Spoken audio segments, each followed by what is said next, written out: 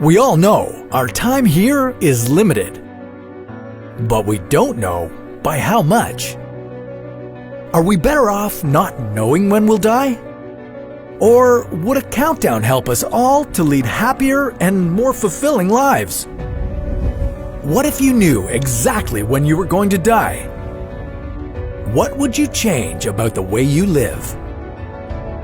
This is What If, and here's what would happen if you knew when you were going to die.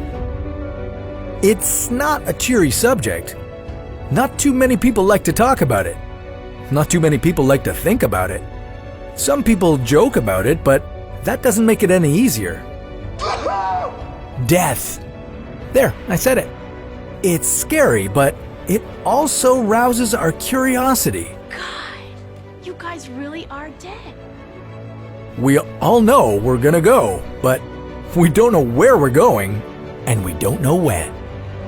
These unknowns are the source of a lot of anxiety. Do you feel dead? But should they be?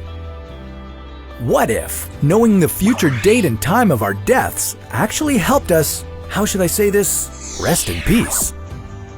Despite the fact that a lot of people around the world suffer from thanatophobia, a technical term for the fear of dying, there are several compelling reasons why knowing when you're going to die is better than not knowing.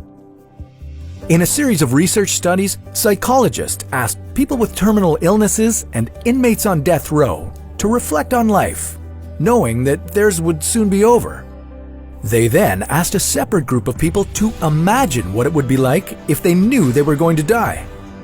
In every study, those who knew they were about to die spoke more positively about life and death compared to those who presumably had a lot longer to live. The people who didn't know when they were going to die found it harder not to think about the negatives, feelings of loss, meaninglessness, and missing out on all the things they didn't get to see or do. But the group who knew exactly how much time they had left found peace in reflecting on their life's experiences and accomplishments. They appreciated their family and close friends and the happy memories they'd accumulated over their lifetime. But imminent death isn't just a time to reflect. For many people, it confirms that we should all live life to the fullest. Once we know how little time we actually have left, truisms like "you only live once" wouldn't sound like cliches. You'd want to use your time effectively, doing the things that mattered most to you. And depending on your bucket list, the sky is the limit. Would you leap from the edge of space? Or plunge to the deepest parts of the ocean? Would you endeavor to see as much of the world as possible?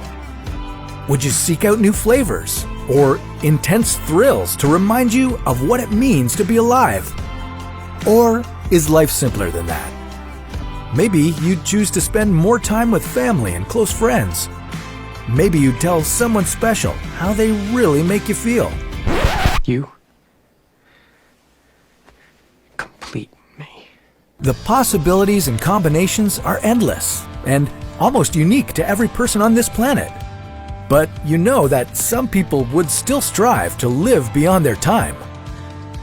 It's estimated that roughly 1,000 young women move to Hollywood every month to try their luck at becoming a star.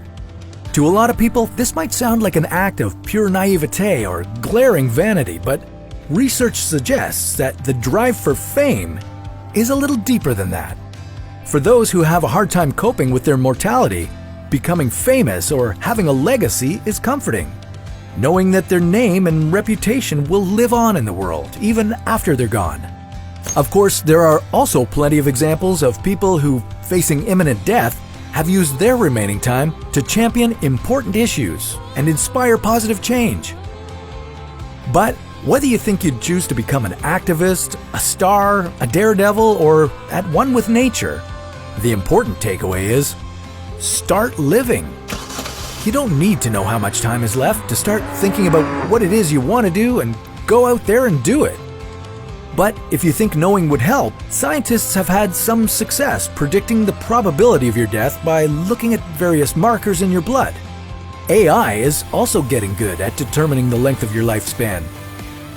The idea that we all die someday is undoubtedly scary, but as Edward Abbey once wrote, The fear of death follows from the fear of life.